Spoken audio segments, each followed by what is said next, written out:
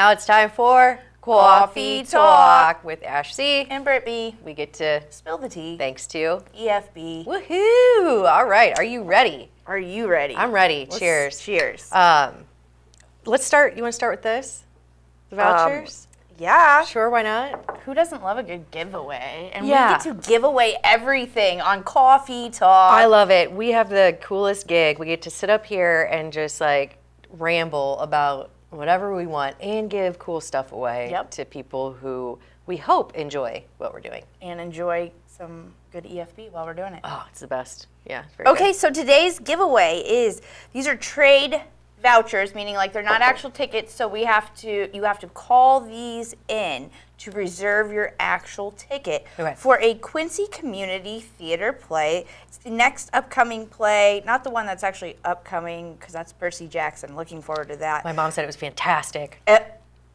Oh, really? Yeah, she said it's baller. Okay. Yeah, she's like, it's very, very cool. Yeah. And then this one is the Come From Away. So I had to look this one up. Come From Away. Come From Away. So this play is about, or it's a musical, I'm sorry, by David Hine and Irene Sankoff. Hopefully I said that right.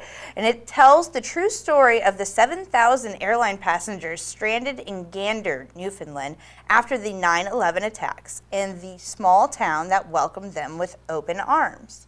So if you want vouchers to this, just comment here below and let me know how many you want, and we'll make it happen for the first couple that, comment, and we'll get you to this play. This play sounds cool, It does sound really cool. 7,000 passengers stranded in a small town. I never feel like I even heard of.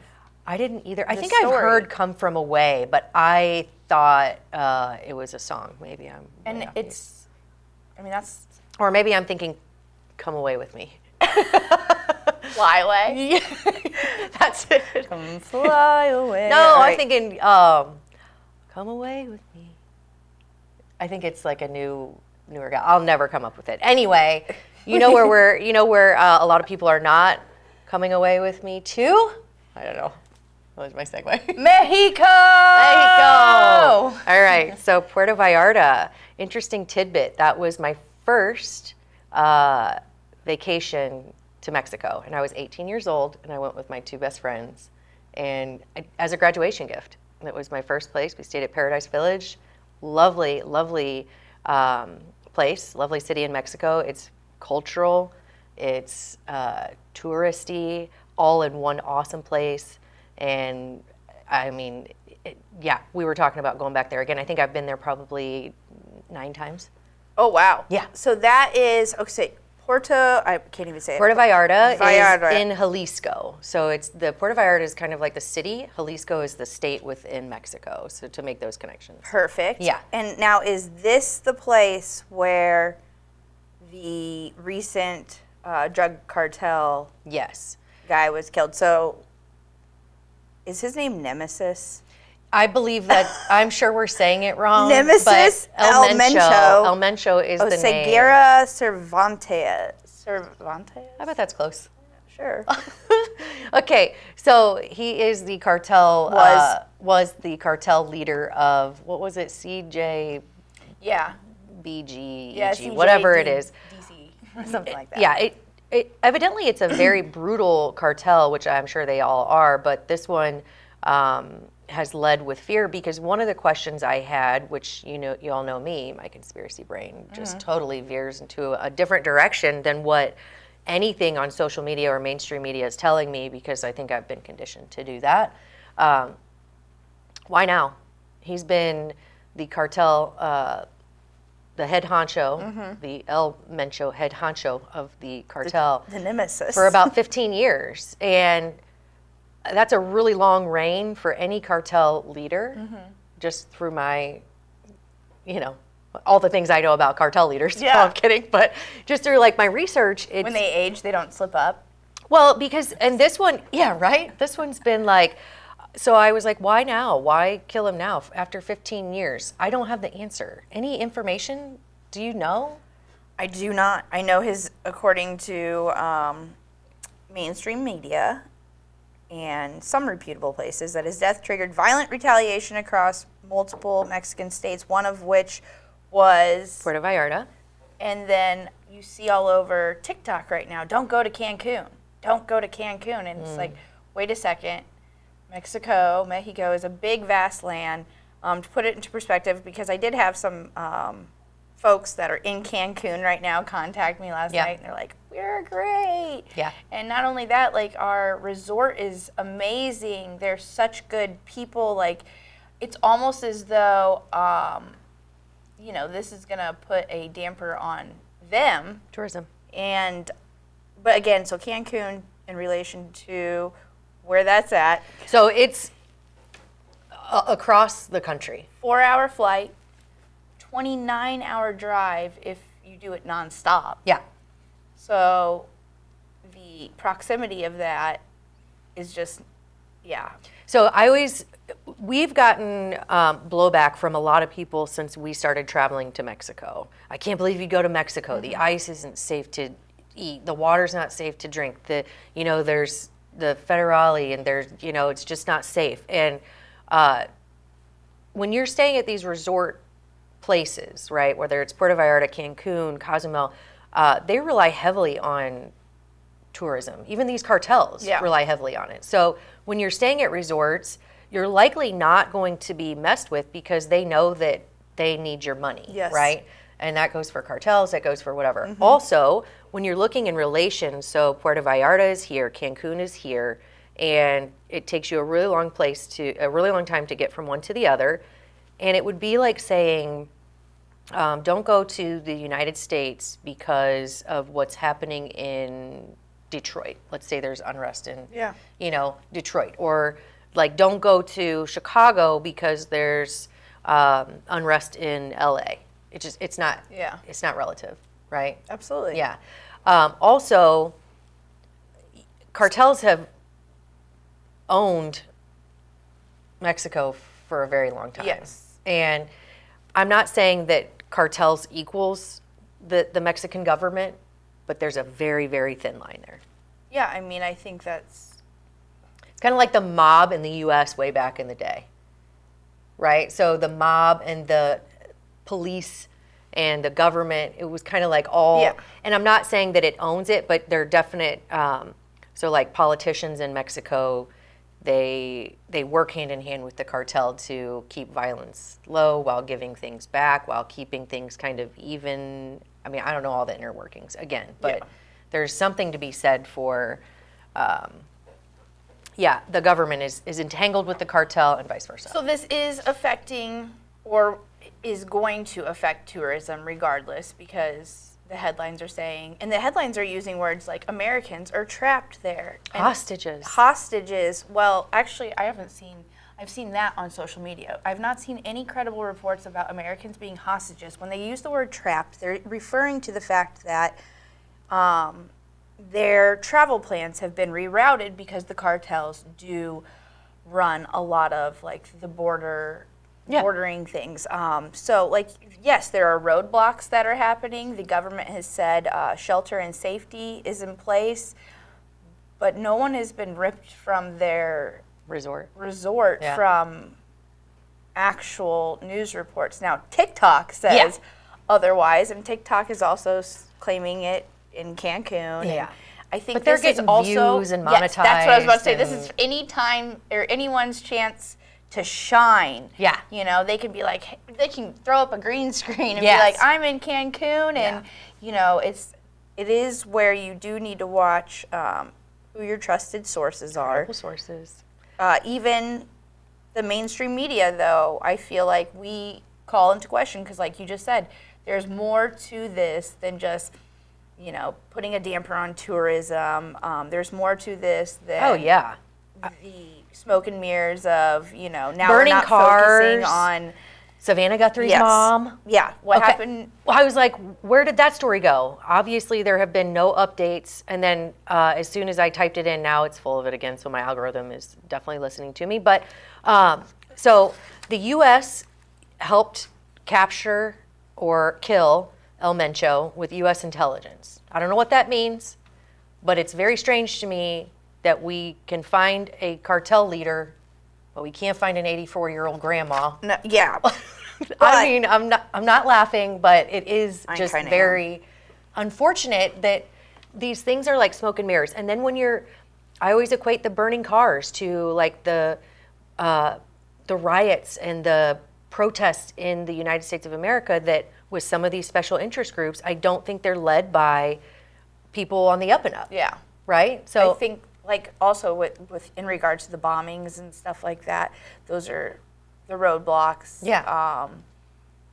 Yeah, I think that's somewhat smoke and mirrors too, because it's the same picture being used over and over again, and it's like scare tactics. Now, I'm not saying that some of that isn't the cartel, saying to, Puerto Vallarta or Jalisco or Mexico as a whole, that we're still in charge. But I think a lot of it is a scare tactic, and in my mind, it's going to be used in the future as justification for one or more countries to send money to Mexico to settle some of the unrest. Now, I'm not saying that we are a huge money laundering government, but I think if there's an opportunity to wash some money, this looks like a perfect opportunity. Yeah. Right? Also, I wonder how much, in connection does the cartel have with our own government? Yeah.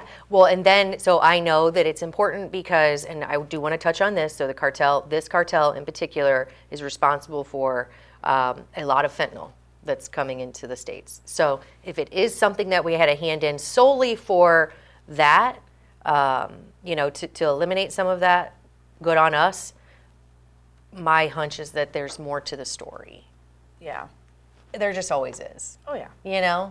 And it's unfortunate that we take everything that we see on social media so, Well,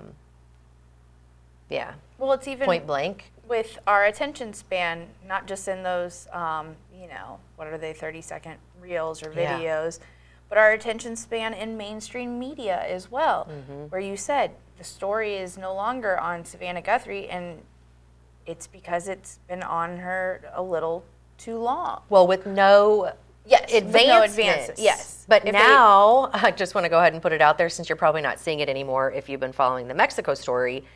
Savannah Guthrie is offering a $1 million reward. Okay. Even though she thinks, or people think, I don't know what she thinks, that her mother has probably perished by now.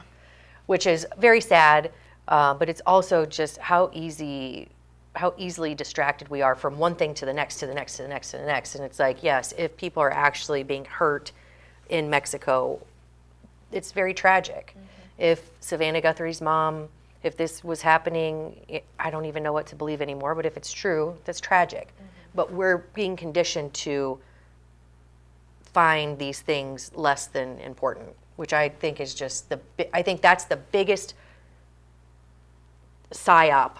Right? Yeah. It's like, how much can we throw at these people before they're just completely desensitized to literally everything that is happening around them, good, bad, or ugly? I think we're almost we're there. Yeah. I mean, we're there, and that's. I mean, we'll still. I don't know. Unless it's in your backyard, unless it's in your own backyard, you doom scroll, and your brain is conditioned to just move on to the next thing and not take anything home with you. Yeah. Meaning, not take anything, super in depth. So is it all social media, or are the right people in charge of that, wrong people really, are the wrong people in charge of that who are conditioning us this way, or is it something that we're doing to ourselves?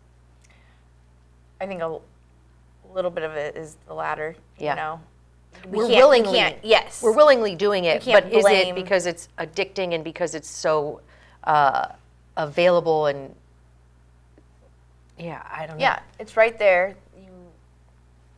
The second everybody else is doing it. Yeah, the second you are alone with yourself and your thoughts too. Like, have you done that recently? What? I raw dogged it on the way here today. I do it all the time. I know you think, like, I've literally listened to nothing except my thoughts in my head when I am driving while I'm in town.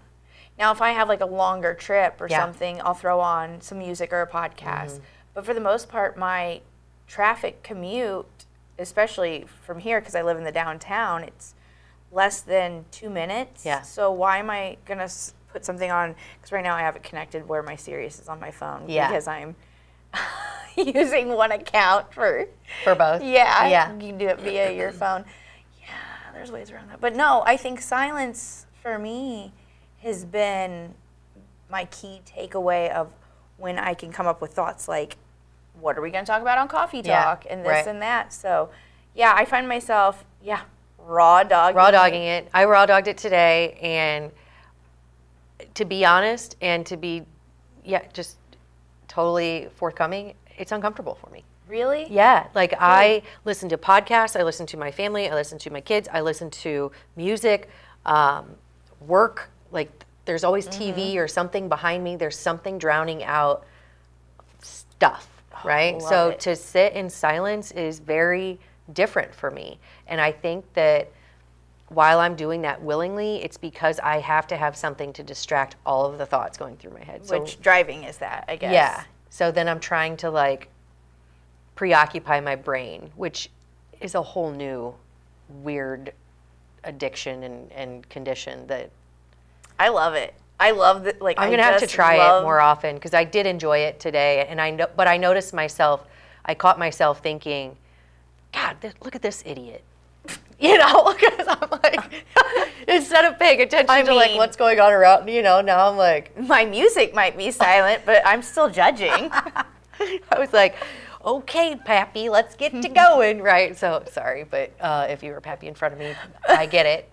You don't really have anywhere to go, and that's okay. But I'm like, I caught myself being snarky. Yeah. But I hope none of this was snarky. Like, I don't want people to be upset at their fears or anything like that of, where it's being fed to you. And, our thoughts are with all the innocent people, especially, the American tourists who are being disrupted. Well, because I believe that is the vacation that they set out for. Maybe some of them are 18 and on their own, and that is scary. And I think they did shut down the airport for a small amount of time because the unrest that was coming was predicted.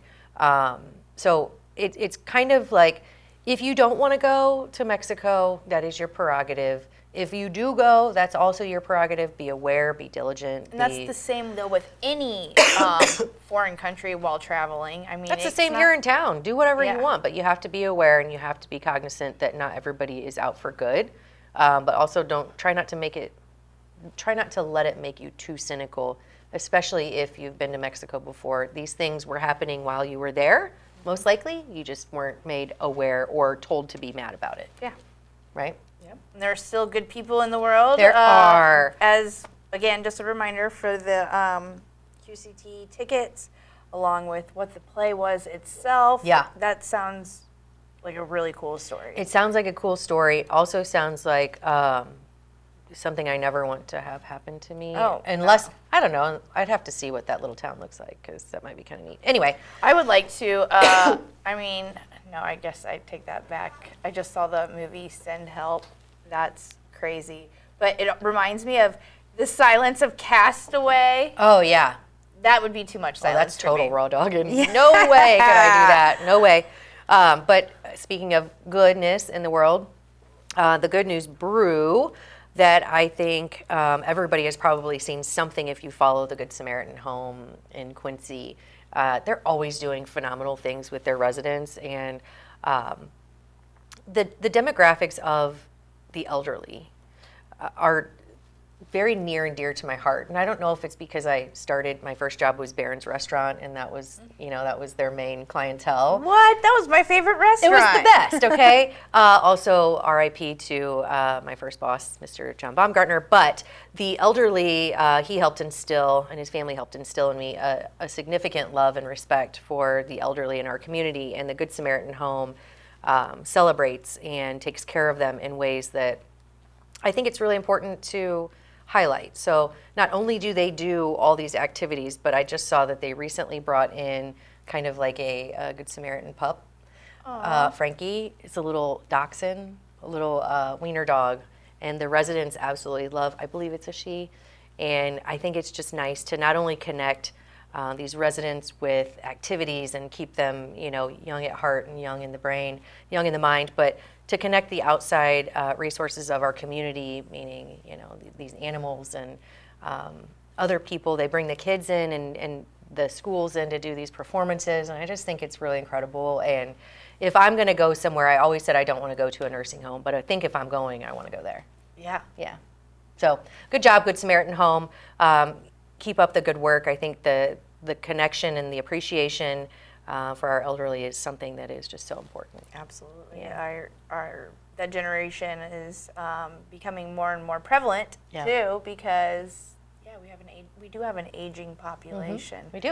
And they take care of it. And I think a lot of people may need those grandparents. So if you are looking for a connection, maybe go adopt a grandparent, go visit with them. They may be able to give you some insight that we all so desperately need in our age of doom scrolling and trying to find truth. Right? Trying to find truth in today's society, but also just trying to maintain a shred of positivity in what we're being told is a dumpster fire. And I just don't think that's true.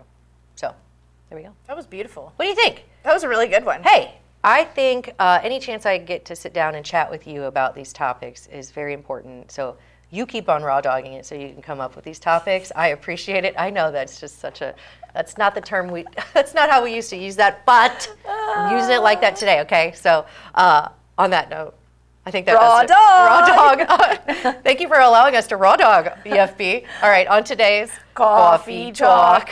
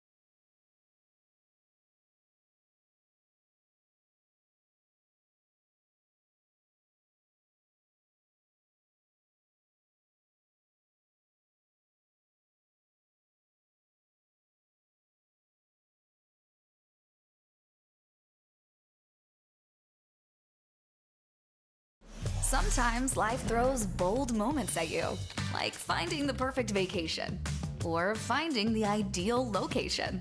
At BOS, we're there to help you meet those moments with bold confidence. So whether it's managing money for future plans or getting what you need to start planning your dream, we're here to bring you a better banking experience. Make the bold move and switch to BOS today. Hi, this is Ron Kincherf. This is the Business Spotlight brought to you by the Bank of Springfield. We have a couple of guests with us. We have Gerard Fisher and Taylor Redmond. Gerard and Taylor are both with American Family, although Gerard is heading out, will no longer be a member of the American Family, right? Correct. So we have a changing of the guard going on here. And I am already out the door. You're already out the door, so Yeah. how hard did you have to push to get Gerard out the door, Taylor? Pretty hard. She's still pushing. She's still pushing. I'm still pushing every day. We told him he'd be on call at 8 a.m. on Monday morning. So So you're the American Family office. You've had this for how many years in Quincy now? I opened up the one in Quincy in 2016. So Okay. so Roughly 10 years. Yeah. So how does it work in the American family for transitioning from one agent to another? Well, I give American Family the notice. The agent usually gives them the notice. In my case, I had to give them a year notice, and it gives them a year to find a replacement. So American Family does a search out and found a replacement, and they found the best replacement. Yeah, they found Taylor. So are you excited? none other, nothing less. So are you excited about this? I am. I'm super excited about it. So as far as American Family goes, do you guys, what is one thing that people generally don't get that they should get when it comes to insurance? Is there one thing missing that you would recommend that people get? Go ahead. Do you want me to go for Yeah. it? Yeah. Yeah, I think that probably the one thing that people should 1000% get that is most common people are going to deny at first would be life insurance. Life insurance policies? Yep. Life insurance. Seriously? Yep, I think when you look at the statistics, I think over 50% of the people that are under 50 years old do not have life insurance. So when you approach, so a customer comes in and wants to talk about car insurance or house insurance, I'm assuming you bring up life insurance, right? So what is their reasoning for not wanting to get life insurance? Is it primarily the cost, or is it? So it's a mix. We have, I'm too young, I don't need life insurance right now, although the younger you are, the more affordable it's going to be. Or I'm single, I don't have kids. But either way, life insurance is going to be the only insurance you're guaranteed to use. And when it's time for you to use it, everything that you've left behind is going to go to somebody. It doesn't matter if you're single, if you have no kids, or what it is. If you have any debt, cars, homes, any of that, it all gets left behind to somebody. It doesn't just wash out. So when you, in a life insurance situation, doesn't the money you put in at an early age kind of accrue, and does it? It depends on what type of life, type of So what policy type you of get. policies are there? Well, there's term and then there's permanent. So basically two types. One that has, I usually tell my clients that term is like renting an apartment. We're just protecting a time frame, and that's good for the younger generation because maybe they have young kids and they just want to get a 20-year level term to where they're protecting that time frame. And after 20 years, the kids would be off and on the way out the door. And then there's the permanent insurance, which could be the whole life or the universal life, which it's very affordable at a young age, but you could still get it at the older age as well. So if you get, do your premiums stay the same? Let's say you get it when you're 30, keep paying, then you get to be 50. Do the premiums generally go up as you age? That might be a stupid question. Yes. But I would assume they do. Basically, they do, but when you get a term policy, American Family has a level term to where they actually take that rate of a 50-year-old and that rate of a 30-year-old and mix it together so that you're paying one rate continuously for 20 years so that the rate stays the same. It's then when you turn 51, then that rate goes up. All right. So basically, the life insurance is if you're hit by a bus type situations, because we never know what's going to happen tomorrow. And well, could you use your life insurance for the funeral costs and stuff like Sure. that? So your family wouldn't be necessarily dependent on having to take care of that. Yep. I'm guessing that American Family can't cover everything that somebody may approach you with. And I think an example might be like if you want to open a fireworks stand. We talked about something like that. How do you guys handle that situation? You want want me to to take go that? for Go it? ahead, yes. Well, we have other avenues and stuff of place or basically companies that we can use within our internal American Family system. So if something doesn't qualify for AmFam, or I guess that would be the only solution. Would be if it didn't qualify, or Then we can write it to another company. So we have Then we can over write it, yeah. we have over 110 different insurance companies that we can write through what we call our brokerage department, which it just makes us act as an independent broker, then that we could still write for other companies.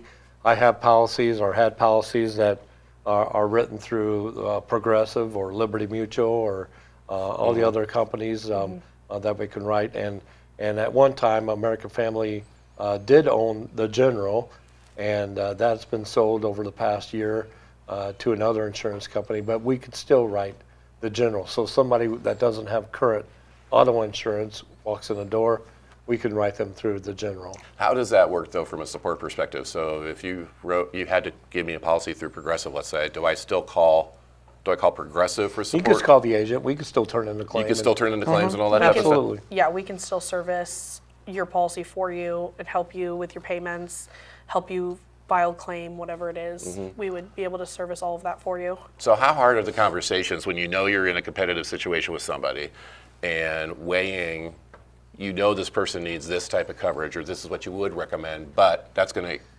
provide more cost for that user as opposed to what you've seen that they're being given? How do you handle that situation? I think from the start you go into it, and the best way to start is to compare what they have versus what we're offering them, and to let them visually see the comparison of what that extra additional coverage is and what good it would do for them, how it would benefit them. At the end of the day, it is the customer's decision. But if you can lay it out and you can show them, hey, look, this is what you have now. This is what we recommend. This is what it would cost. That's all. That's what we can do. So, like earthquake insurance, you hear a lot around here that that's not a part of your normal policy. Is flood insurance a part of your normal policy? Flood insurance is a separate part of the policy. So that's something else So that's around something here too. Yeah, so that's something that's written through the government. And when the government shuts down, we can't write it. Oh, really? Yeah, so that Yeah. makes it interesting. But again, at the end of the day, I always tell the client, I just want to make sure your property protected. This is your current policy. This is what we have, and this is what the costs are to add these little things. Is earthquake important to you? Is backup sewer in your basement? Yeah, Is that that's another important to one, you? yeah. Do you want to cover your jewelry? So we could tailor the policy to whatever the client's needs are. Yeah. Do you want to cover your driveway? What outside structures do you want to cover? Do you want to cover all of them? Do you want to, So what about grandkids playing in your backyard? I mean, I'm serious from my perspective. What if they? Well, you can't sue where is yourself. Well, I know that, but how do you? Is there coverage for that in your standard homeowner policy, or do you have to get additional coverage for that? Well, as far as what? I need to know the scenario. What happens? Somebody's in your backyard playing and they get hurt. I don't know. They trampoline injury, or they fall off a wall. There or has to they get hit with a wiffle ball in the eye. For it to cover under the liability, there has to be some negligence on the homeowner's part. Okay. So we have to see where the negligence was. Okay. Was a trampoline not put together properly? Was it worn and torn? Was there a big hole in there that the kids slipped through? I'm seeing that there should be video cameras in every backyard. Good luck with that. Yeah, good luck with that. Ring will love that. All right, so if I'm renting, how much am I liable for something that would happen in my apartment versus the person who owns the building? Taylor. Me. Yes. That's me. Okay. So when you're a tenant and then you have a landlord. The landlord is going to be responsible for covering the structure of where you're staying.